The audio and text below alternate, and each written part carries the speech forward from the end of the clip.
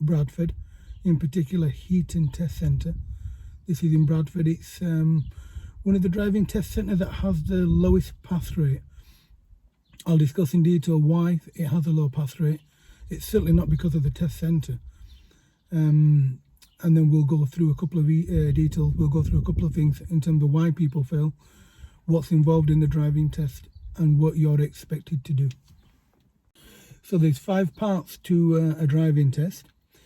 The first is your eyesight check. So you'll move away from the test centre. You'll walk with the driving examiner. You'll walk normally to the top of Heaton Test Centre where the gates are, and you'll be asked to read out a number plate. The number plate will obviously be the new car number plates. It's approximately 5 car lengths away, perhaps slightly more depending on the size of the vehicle. You'll then walk back to the car. If your eyesight test is not good enough, your test will finish there and then, unfortunately, because if you can't see, you're not safe. My advice to you would be to get your eyes tested, as cliche as it sounds. All my pupils, I do an eyesight check with them when they start with me, sometimes during a lesson, sometimes randomly, just to see how good their eyesight is, to see if it's changed. If you're diabetic, I'd advise you to get your eyesight checked regularly. You should be, although I'm no medical professional, ideally every year. Again, your doctor will advise you. In terms of eyesight check, just because you meet the minimum standard doesn't mean that you're safe. This is an argument I have with sometimes new starters. Just because you can read a number plate doesn't mean that you can pick up on a fault or a developing hazard. I'll give you an example. You're approaching traffic lights. You're watching the amber light, and you see the amber light. You're preparing to stop. You look in your rear view mirror. Well, sometimes in Bradford, they actually go around you because they're going so fast behind you. They don't have enough time to stop. You're stopping an amber. In Bradford, it's quite normal for people to sometimes even go through a red light. So if you don't see them going round you in the distance, it could cause potentially an accident. Also, you're going along a road, the road's bending to the left or bending to the right, and you're not seeing a car creeping out because you can barely see the number plate of a vehicle 5 car lengths ahead of you. So the further away you can see the hazard, the earlier you can respond, the smoother you can respond, the safer you will respond. So that's the first thing. So eyesight, please make sure that your eyesight is good. Make sure that you can see past the minimum standard. The minimum standard again is it's approximately 5 car lengths, 2 buses. If unsure, ask your driving instructor. If you're working with me, I will check your eyesight. I will make sure that you can see well. But if you're unsure, pop down to your local opticians. Sometimes it's free. I'm not going to drop a suggestion. Go to your local one. They will check your eyesight. You can have a look. They will advise you whether you need glasses or not. But my advice to you is, if you need glasses, please wear them. Contact lens good enough.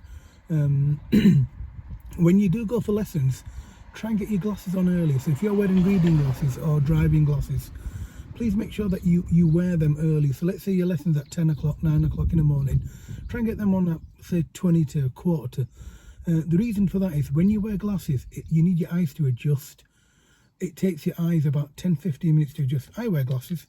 These are my prescription sunglasses. And make sure that your glasses are suitable for the environment that you're in.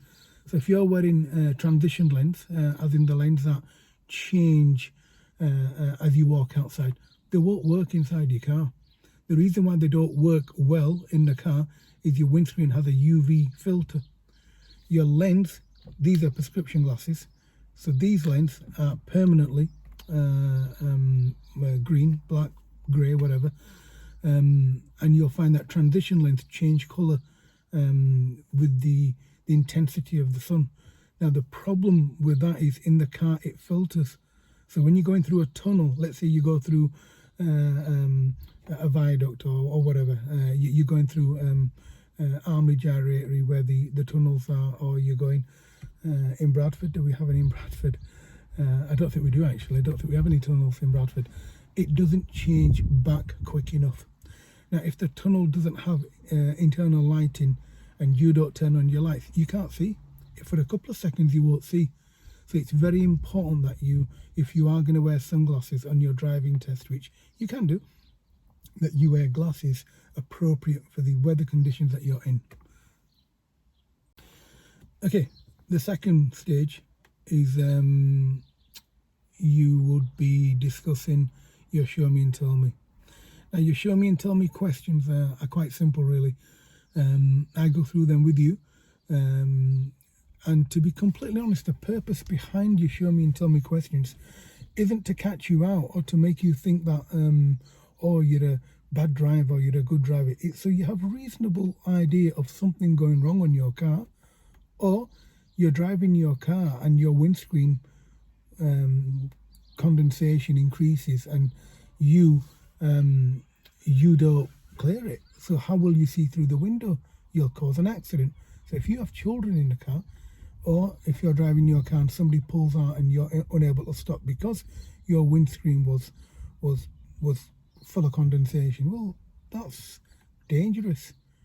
Also, if you're unable to use the controls to the vehicle, for example, if you're scared to open your window, well, let's say it's raining and it's a very hot day and all of a sudden it starts to rain, you get condensation on the inside of your windscreen. When you get condensation and if you're not clearing that windscreen, you're going to have an accident. Also, if you're driving your car and you have what us oldies call an egg, what some people call a bulge, what some people got a tear in a tyre, well, you're going to have an accident. You're going to have a blowout. God forbid, if you have a blowout on the motorway, almost always it ends in a very serious accident, and if not, a minimum of £400-500 damage to your vehicle. One way of one way of avoiding that is don't scrub the curb. So every time you stop the car, don't get too close to the curb. Every time you hit the curb, you will cause your tyre to artificially be under pressure. So every time you hit the side wall, it's the weakest part of the tyre, you will damage your tyre and eventually it'll give. Or if you're driving your car and the tyre's underinflated, it's underinflated, it's under pressure. So if you don't know the tyre pressure of your car, you will have an issue.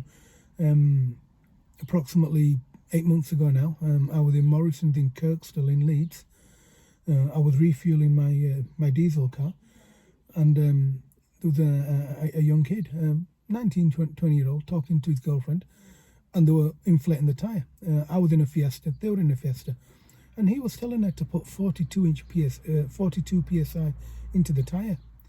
Now 42 psi for that tyre that he was with, the tyre that he had, unacceptable. It's far overinflated. The tyre itself, shockingly, was supposed to be inflated to 26 psi, and he was doing it almost double. And that's one of the reasons why we have show me and tell me. So you are able to control your car, you're able to understand any sort of issue you may come across with your car. And you don't have to be a mechanic. Nobody's going to ask you to change your timing belt on your car, but they are going to ask you simple questions. For example, where would you put engine oil? I mean, there's some people that don't know. So what do? Do you tell your husband, your boyfriend, or your partner? Well, if you are going to London and you break down on a motorway, the inconvenience it could cause you would be, sometimes it's catastrophic. Potentially, you could damage your engine. So it's very important that you understand what the show me and tell me concept behind that is. Okay, so once you've done your eyesight check, so first of all, they will check your license to make sure your license is yours and it's valid. So I suggest that you make sure that your license is valid. You can look at the back of your license and it will tell you if it's valid. Usually every 10 years they need renewing. Once you've checked that, once they've checked it, they'll check it with a little torch. They shine it on your license. You'll then do your eyesight check. So you'll walk out of the test centre, you'll walk to the top of the car park, which I'll just turn the camera around so you can see it.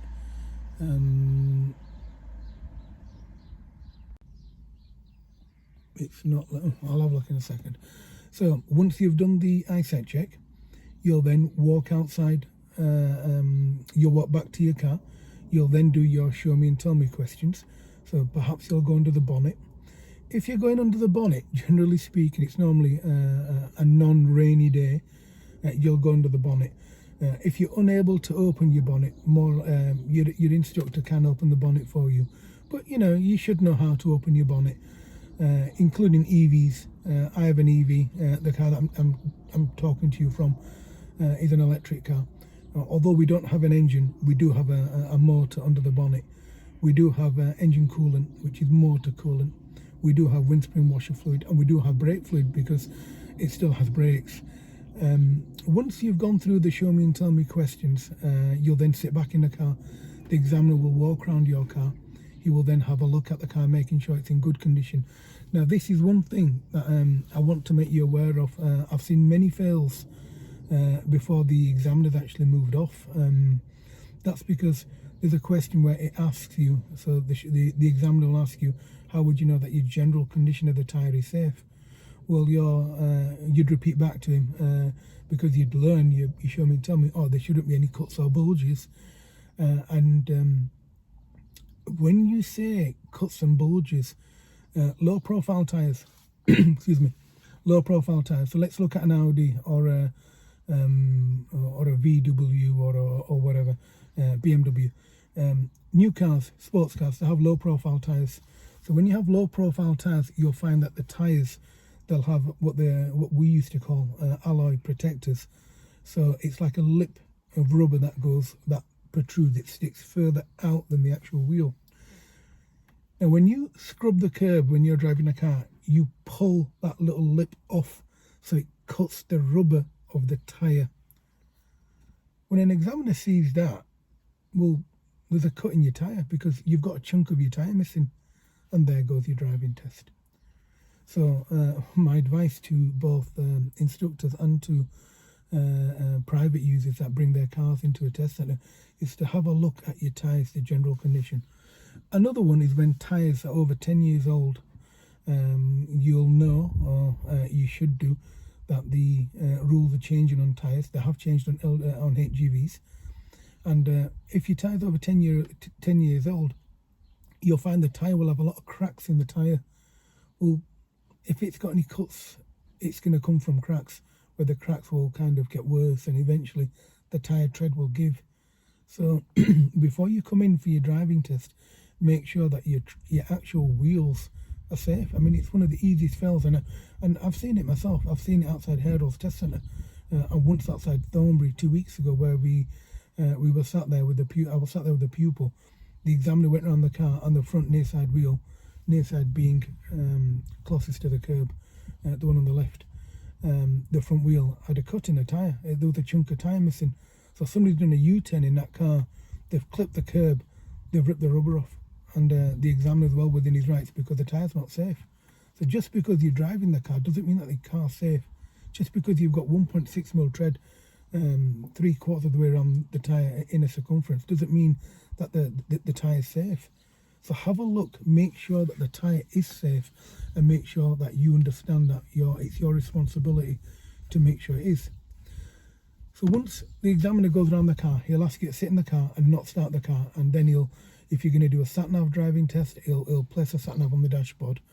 If you're not doing a sat-nav, he'll give you instructions in terms of what you're supposed to be doing in the car. So once he's giving you the script, as some of us call it. So it's the same thing that they say to all of them. So it's a case of you're going to follow the road ahead until signs or road markings tell you otherwise. If it's sat-nav, you'll be following the sat-nav. Each examiner has his own way of explaining that, but the actual information, it's exactly the same. So you'll be doing your own independent driving. You'll be doing what you think is correct. You'll be travelling along the road. You'll be going ahead unless road markings or signs tell you otherwise. So for example, if you're in the left lane and you're following the road ahead, and the left lane, let's say the left lane then turns left and you are still going ahead, and then to go ahead you'd have to change lanes, well, naturally the examiner would assume you're aware of that and you would take the appropriate steps to change lanes to follow the road ahead. So that's essentially that's what that means. And then it's your general driving ability. Now that is it's a big thing in Bradford. General driving ability is certainly not what a lot of people in Bradford demonstrate. So if you're out with your instructor, please make sure that you travel.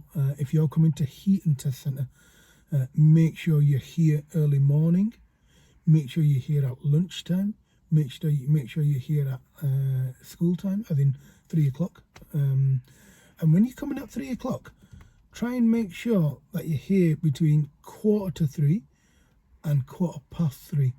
You'll thank me later. And also Fridays. At this test centre, Fridays is interesting. It's interesting because if you look behind me, at the end of this street there's a mosque. Now, the mosque doesn't affect your driving test, but when people visit the mosque, obviously most people come in cars. They'll be parking their cars. Also, the area that this test centre is, there's a lot of mosques in the area. There's a lot of community centres, churches, schools, so it's very congested. The roads are very narrow. Because they're very narrow, there's a lot of stop and start. Excuse me. There's a lot of stop and start. Because there's a lot of stop and start, again, I go back to this eyesight business. Make sure that you understand that your eyesight has to be crisp. It has to be crystal clear. Excuse the pun. You've got to be able to see at least an absolute minimum of not just the minimum standard, at least 2 car lengths further forward. You would then stand a chance of passing your driving test at this test centre. So he'll then get himself comfortable in the car, adjust his headrest, his seat, whatever he needs to do. He'll whip out his iPad, lovely little gadget he's got. He'll pull that out and then he'll start taking our details if we've got him in the car. If it's a private car, he'll take your registration number. If it's an instructor's car, instructor's details. And then remember that you're with your instructor, so it's not a case of, you're coming here and you're going to just do a driving test and it's all good and, I'll just experience a driving test. You become our reputation, you become my reputation. You're here for a reason. You're not here because you just want to experience what a driving test is. This is one of the reasons why this test centre's pass rate was so low, because people were just winging it. They'll just come in here and let me do 10 tests, eventually I'll pass. That sort of mentality is what kind of causes accidents. So make sure that you're ready for your driving test. Make sure that you drive well. Make sure that your instructor is now this is the interesting one. When I say is, I ask a question to all my pupils when they start with me. I ask them when they want to pass their test. There's 2 reasons for that. First of all, I need to make sure that I can accommodate their requirements, and also so I have an idea of what their interpretation of a test is. Because if you live in England and you've lived in England all your life and you've grown up here, or if you've been here for, let's say, 10 years plus, you'll understand how the system works. But let's say you've come from Pakistan, or you've come from Trinidad, or you've come from Kingston or something. Your interpretation of a driving test will be different to ours. Or if you've come from Lithuania, Poland, or wherever, the European system is different to ours. Our system is different to Africa, Asia, Asian subcontinent. So make sure that you've read up on this and make sure you've actually spoken to your instructor and you have an idea of what you need to do. To be ready for a driving test, it's not just driving a car and just managing. There's a minimum standard you've got to get to. The minimum standard essentially should be you be completely independent of any instructions from your driving instructor. So let's say, for example, I'm driving a car and my instructor's telling me at the end of the road turn left, at the end of the road turn right, at the roundabout turn left, at the roundabout turn right, and when you park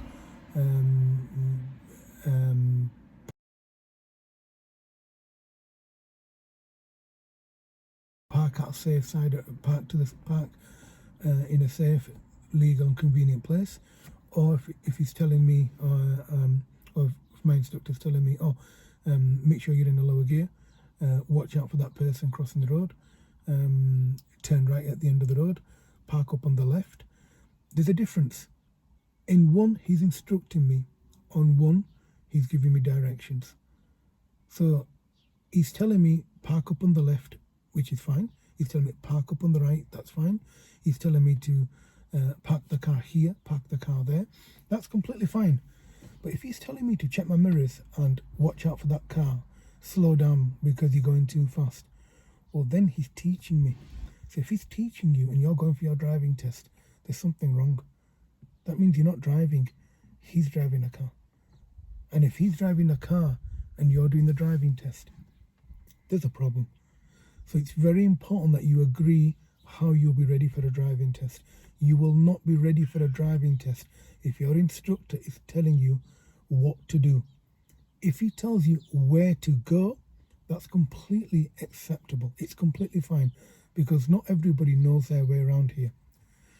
Now, in terms of ability, in terms of driving, if you are going to do your test in Heaton, I urge you to make sure that you've driven in the area for a good couple of days, a minimum of at least 10 hours in the area at all times of the day, including evening.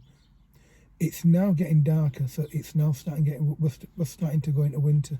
So I suggest you if you're working with an instructor, try and get some evening lessons in the area.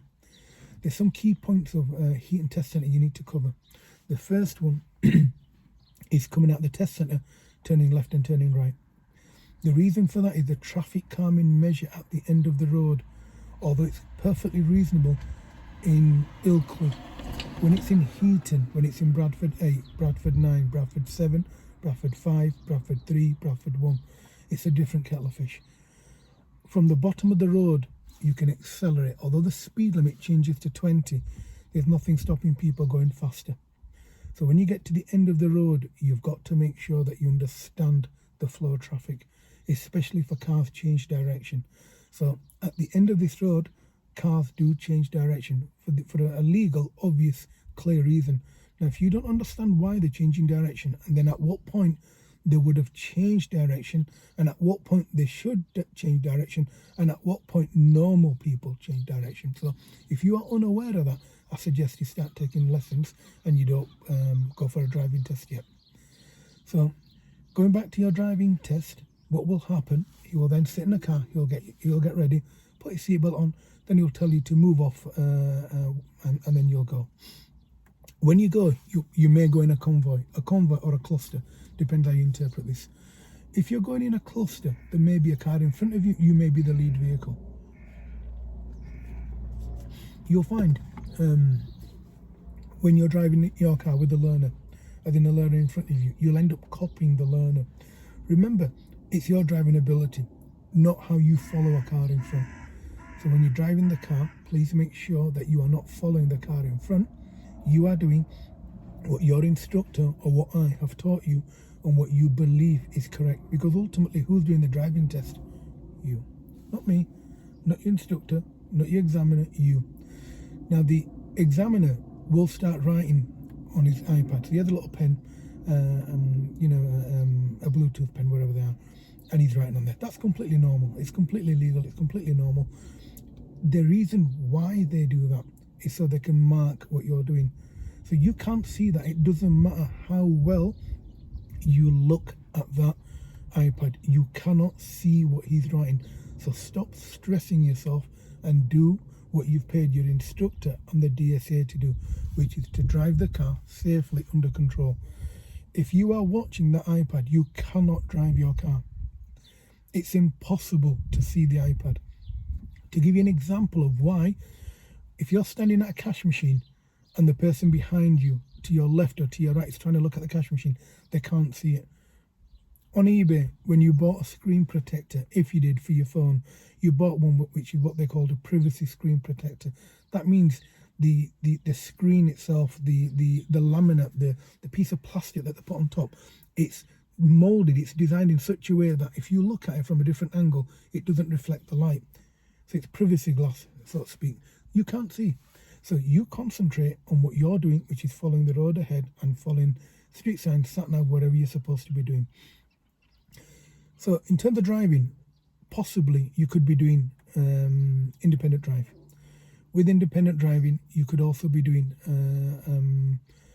verbal. So he could be sat here giving you instructions. The instructions are very simple, very clear. Even people with very, very little English, as in very little spoken English, they understand them completely. They are not bad people. They will make sure that you understand. So the instructions are very simple. If you are going to the end of the road, they won't say, turn left. Okay, turn left here, mate. Just turn left. It's very clear. It's very concise. So they will say to you, at the end of the road, turn left. So it's location, then instruction. So they will say, at the end of the road, turn right. At the roundabout, take the third exit. Take the second exit. So it'll never be, all right, roundabout, turn right. Oh, roundabout, go ahead. Go straight. Go right. Go left. It's never vague. It's very, very clear. If you don't understand, you ask him again. It's no big deal. Doesn't hurt. He'll tell you. They always do. They're very nice, patient, professional people. So you'll go on your driving test. You'll move the car off and you'll start driving. First 15 minutes really dictate whether you're passing or not. What do I mean by that? When you're driving your car, within 15 minutes, if you're going to make an error, a very serious error, it's going to happen within the first 15 minutes. Sometimes nerves, sometimes it's actually skill level, meaning you just weren't ready for a test. But genuinely, sometimes it's nerves. You just ramp yourself up. You keep getting yourself worked up. That's normal, I'm afraid, with some people. It's everybody has their own sort of skill level. So everybody does what they're supposed to do. Unfortunately, for some people, they lose the nerve. It happens to the best of us. Everyone has their own skill level. Everybody has their own ability. And everyone's unique. So if you do fail your driving test, I'm afraid it's one of them things. I've had fails. I still have fails. I have passes. I suppose it's one of them things. So, you know, we bring you here. I bring you here to any test centre when I know, all being well, that you will. That I'm confident that you will pass. However, I don't expect you to fail. But if you do fail, it's one of them things. It's quite easily fixable. We just work on what you failed on, bring you back, all being well, after a couple of lessons, make sure that you're ready again, and we go for it again. But whatever you do, don't give up. If you give up, I promise you'll be back. You'll come back to this test centre. When you come back, either this one, the next one, whichever one you go to, you'll come back. If it's not now, 10 years, 15, 20, 30, 40, 50, you'll come back. You cannot get a job in this country without a licence now. So if you're thinking, look, I've had enough, I can't drive, perhaps you need to change instructors. Sometimes, look, it's happened to me. I've offered some pupils, said, look, just go with somebody else. Sometimes you get too comfortable with the instructor or with whoever you're learning with. Sometimes it's worth getting a second opinion. So maybe your instructor isn't good enough for you. It doesn't matter how good he is. I mean, if people know me, people ask me, say, oh, we've heard lots of good things about you. So sometimes I meet their needs. Sometimes I don't. There's no shame about it. Sometimes you're just not good enough.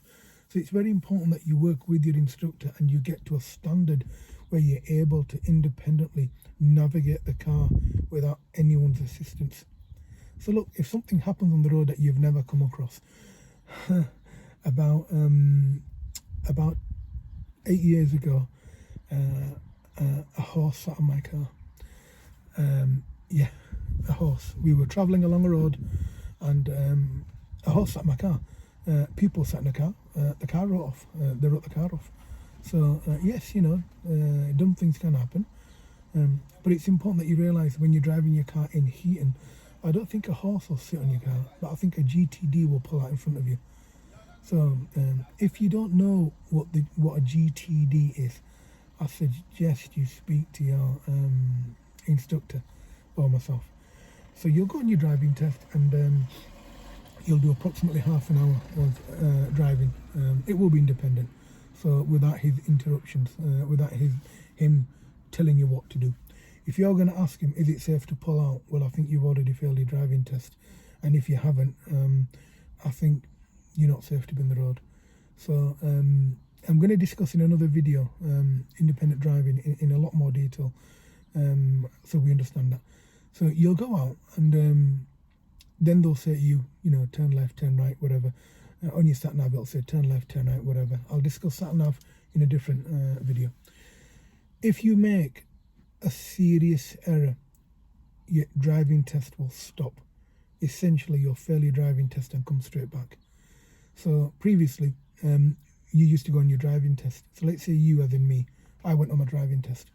I'd go out with my instructor. My instructor would stay in the car. We'd go around, we'd do 40 minutes worth of driving, come back. And the instructor already knows if you passed or failed. And then the examiner will reaffirm that. Now, we don't go with you. So until the situation changes in terms of DSA advice via the government, we do not go in the car. If it's a serious error, essentially you'll do a U-turn and come straight back. So let's say you'll come at the test centre, you turn right and you didn't look properly. So you got out this test centre, you just turned right and you didn't look. You got to the end of the road and you turned right. When you turned right, just past Manningham Concrete, somebody changes direction. You didn't see them. If your examiner has to dual control the car, so if he has to physically stop the car or touch your steering wheel, or if you have a close shave, so it's like, and you think, ooh, and if that happens, your examiner will ask you to park the car to the side of the road, and literally he'll walk back. He'll just tell your examiner, he'll tell your instructor, come and collect your pupil. If it's a dangerous, exactly the same. Previously, if it was something that they felt unsafe with, they'd stop the car, they would walk back, or they would ask the instructor, or they would bring the car back to the test centre. However, now it's become a lot clearer. Now what they do is they just stop the car, and to be honest, I think it's a good way of kind of just stop prolonging torture. They bring you straight back. If that happens, it means you've done something wrong and it was very serious. So perhaps you can't see why you did it wrong. The instructor can, the examiner can.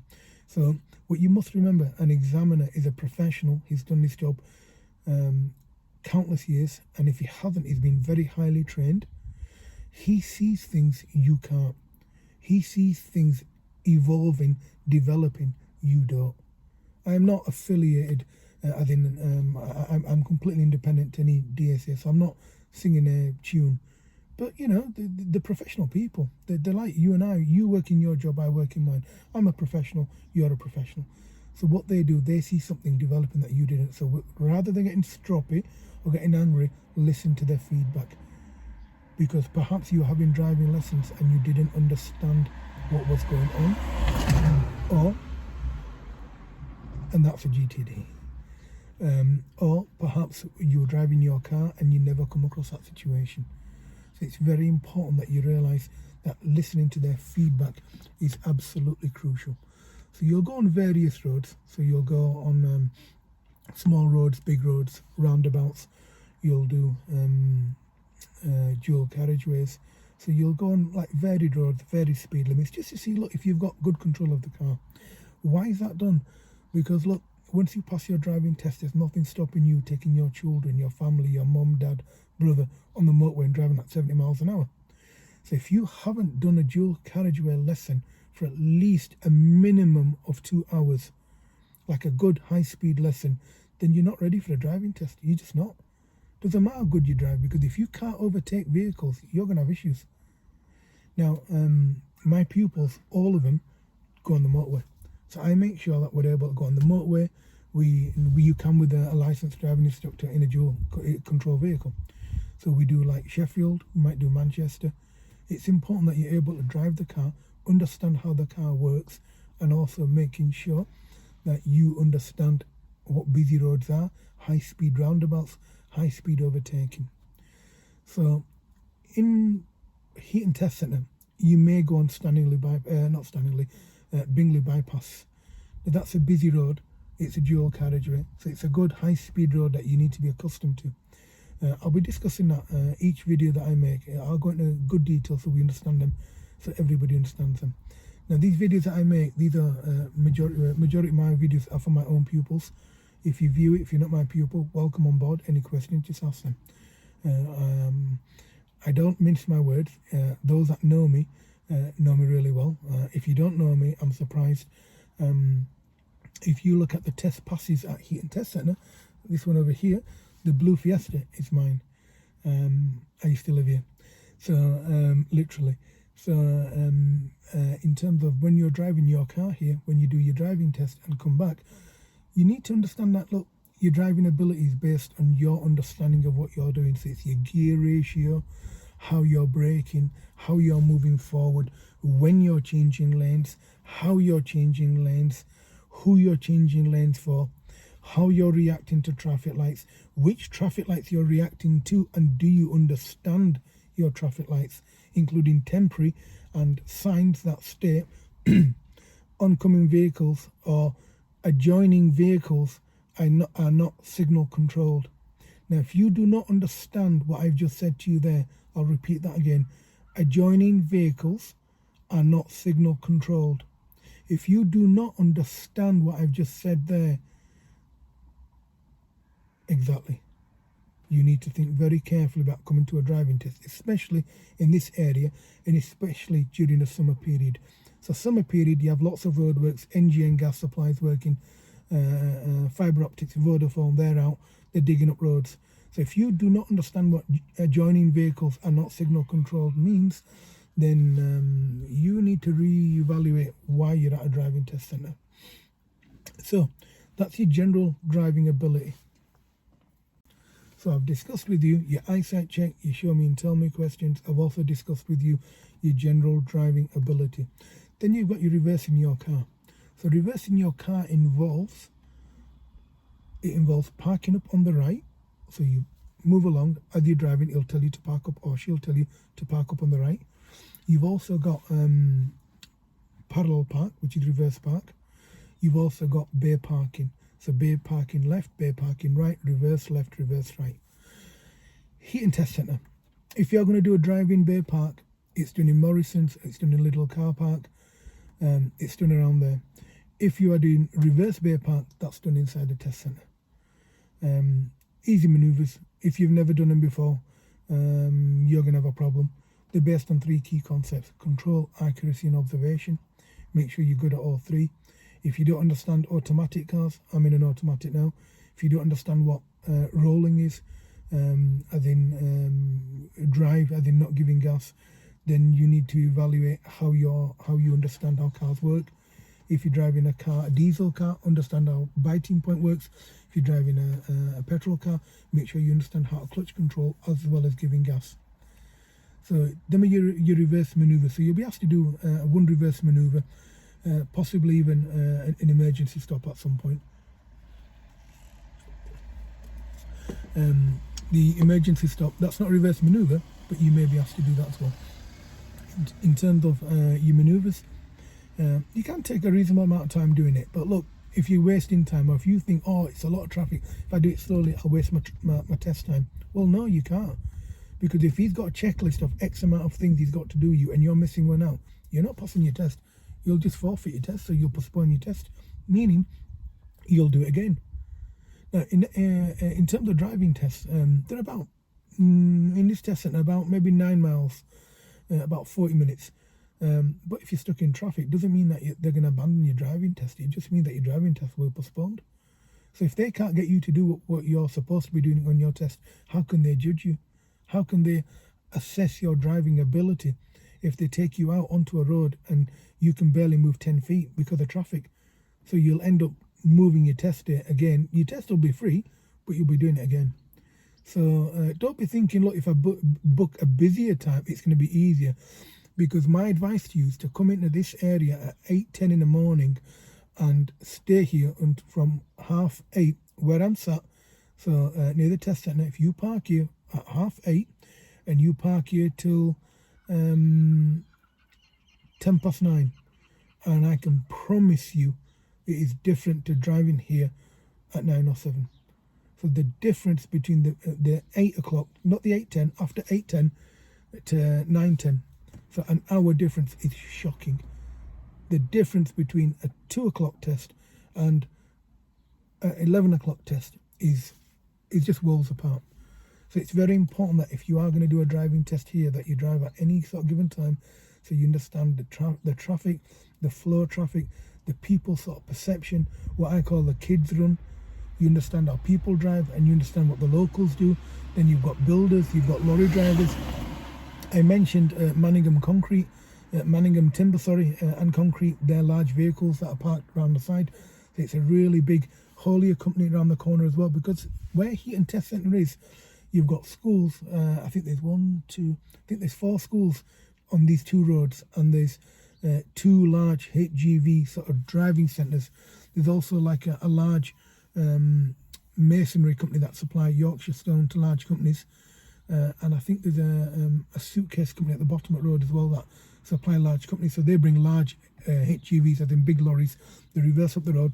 Sometimes they do 6 million point turns. Sometimes they're doing a 1 point turn, and they're here for an hour trying to do it. So it's important that you understand the area, the people in the area, the mentality of the people in the area. What do I mean by that? I'm going to discuss that in a later video. Then finally, you've got your independent driving. The independent driving essentially is exactly what I've just said to you at the start of the lesson. If you are unable, and that involves independent driving, involves sat-nav. So your sat-nav, it's turned on, it's left here. It's not the sat-nav that your driving instructor has. I have a sat-nav. There's one here. It's exactly the same as what they use. It's a TomTom 52. However, it's not the one that they use. They bring their own into the car. It's left on the dashboard, or it's fixed to the windscreen. You don't touch it. You don't play with it. It speaks English. You don't touch it. They will set it up. They will tell you to follow the sat-nav. When following the sat-nav, it doesn't matter if you go the wrong way. It does not make any difference at all, as long as you do it safely. So, for example, if it asks you to take the next road on the left, and you don't hear that, or you don't understand that, and you miss that turn for whatever reason, as you move forward, it will recalibrate itself.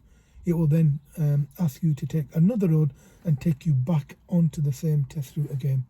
So don't worry, there's no stress, there's no issues. If you do get the sat-nav wrong, it will recalibrate you. However, if it tells you to take the second exit at the roundabout, and you signal right and you turn left, you will fail your driving test, because your signal's misleading. So you will never fail your driving test for doing something correctly and going a different way. But you will fail your driving test if you're going the correct way and signaling incorrectly and misleading road users. What do I mean by that? You're going along a road, and a sat-nav tells you at the end of the road, turn left. So when you hear that sat-nav, what do? You check your mirrors and you signal left, which makes sense.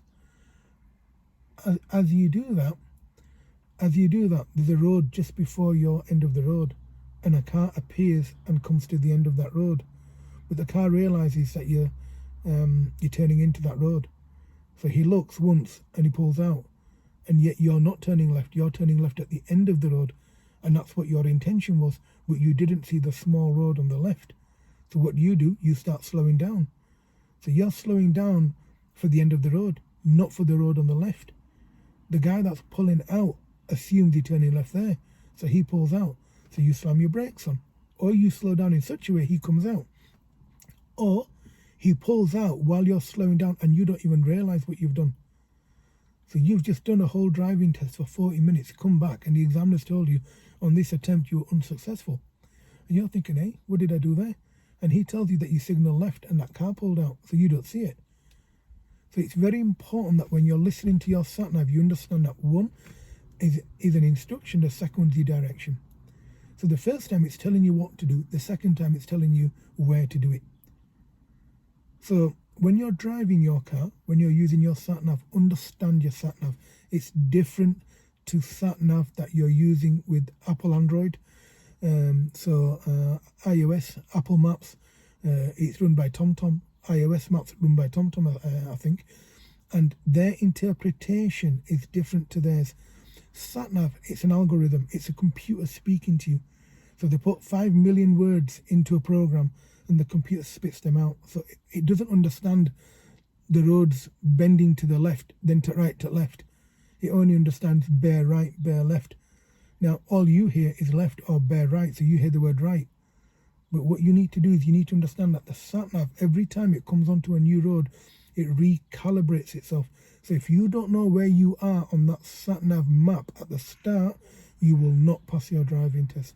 I know you will. I've seen it before. So when you are using your sat-nav, understand what it's telling you, practice until you're absolutely perfect. It's one of the most frequent mistakes that I see people make, because people use TomTom maps. They'll use a TomTom, they'll use a Garmin, or a cheapest one now is just using a mobile phone. So you'll stick your phone on, get it on your Android maps, whatever, stick it on, and we tune that to a language or to an understanding that we understand. But it's not the language that's used with SatNav that they use. So if you've not used a TomTom, as in one of these TomToms, even an old one, doesn't make a blind bit of difference which one you're using. Get one in the car and just use it. Just get used to it. It's not difficult. And that will give you a better understanding of what you're doing. This is the first video I've made with like a deconstruction of your driving test. I will be making a number of videos now. I'll be dedicating some time to my channel now. So once you've done your independent driving, it should finish and bring you back to the test centre, or almost to the test centre. Once you come back into the test centre, you'll be asked to drive into a bay when you come back into the test centre. So as you're coming into the test centre, just take a picture there so you can see it. As you come into the test centre, as you drive in, be careful, because when you're coming into the test centre, you've got to remember you weren't the only vehicle to leave the test centre. That means if you're coming in and there's somebody coming out, there could be a potential accident on the way into the test centre. Also, driving tests, every 50 minutes there's another test going out. So while you're going in, some poor person's getting ready for the next test. So please make sure that when you are coming back to the test centre, especially when you're driving in, be aware of people coming into the test centre and coming out of the test centre, and people walking towards the cars. It's a busy area. So as you're travelling in, make sure you reduce your speed as you're coming in, and you look around the corner as you're approaching, as you're coming into your car park. When you come back into the test centre, it's not necessary for you to drive into a bay. If there's space, the examiner will ask you to drive into the bay. If you can park it perfect in a bay, brilliant. You should be able to. All my pupils can. If you don't, it's no big deal. He'll just ask you to park the car. That isn't an issue. It was when you were moving off and going for your driving test, that was the issue. So when you're going out, you did all your manoeuvres, you did everything you were supposed to do. When you're coming back to the test centre, when you've come back into the test centre, you just park in a car. So it doesn't have to be perfect. Just make sure it's reasonable, it's safe. Ideally, please try and park inside the bay. When you park your car and turn your engine off, that's when your test finishes.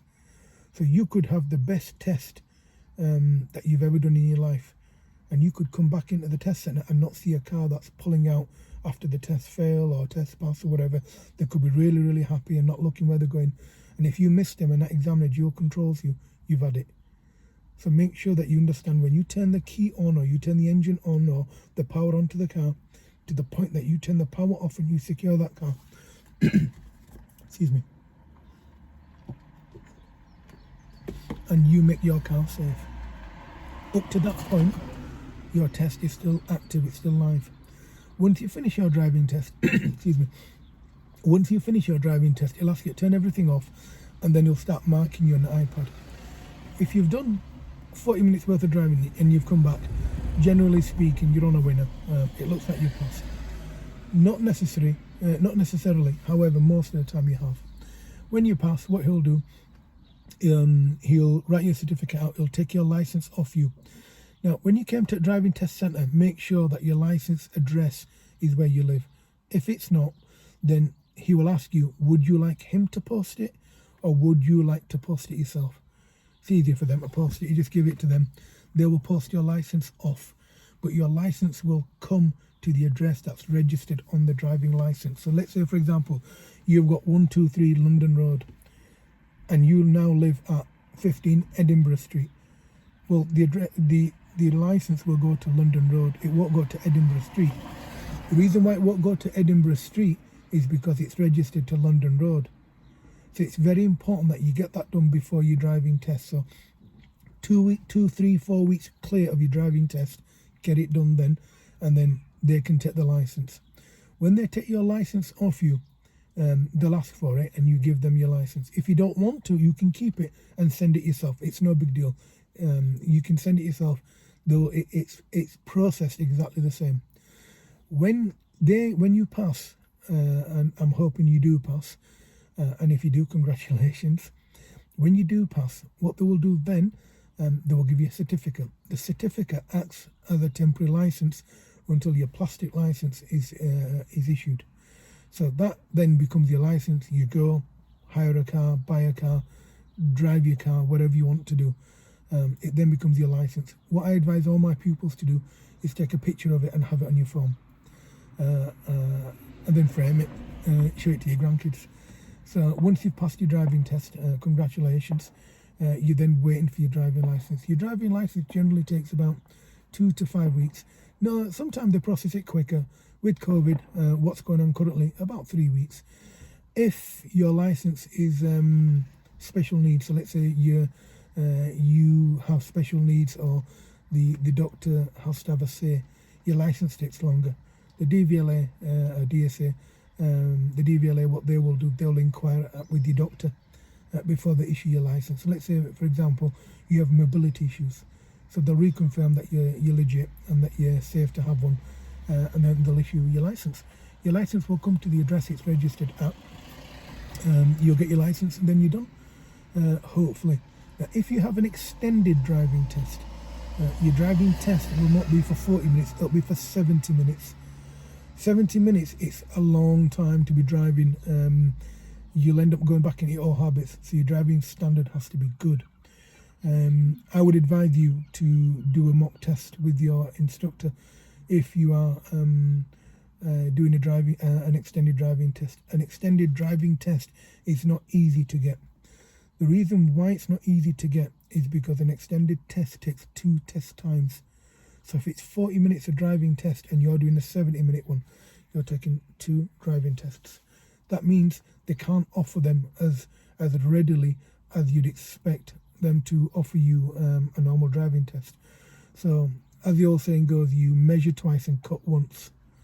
So make sure that you're ready for your driving test. Make sure you're good. Just because you can drive a car doesn't mean you'll pass a driving test. So it's very important that when you get yourself ready, that you feel ready and that your driving instructor approves you coming out. It's very easy to do. Have a driving assessment with me, with another instructor. They'll tell you if you're ready. And deep down, I think you'll know as well. Extended driving tests, most of the time they fail on mirrors, they fail on speed, because you end up getting drawn back into old habits of driving quite slow or quite fast. 70 minutes is over an hour. An hour driving is a long time on a driving test. I hope this video's benefited you. I hope you understand this. I will now, in my next videos, deconstruct driving tests further until we deconstruct every single part. I'll also be doing driving videos in Urdu, in Pashto, so we all understand and it's fair and we diversify. I'm also looking for somebody that can do sign language, BSL. So if anyone knows anyone, give me a shout and then hopefully we can work together. Thank you, and thank you for watching my video.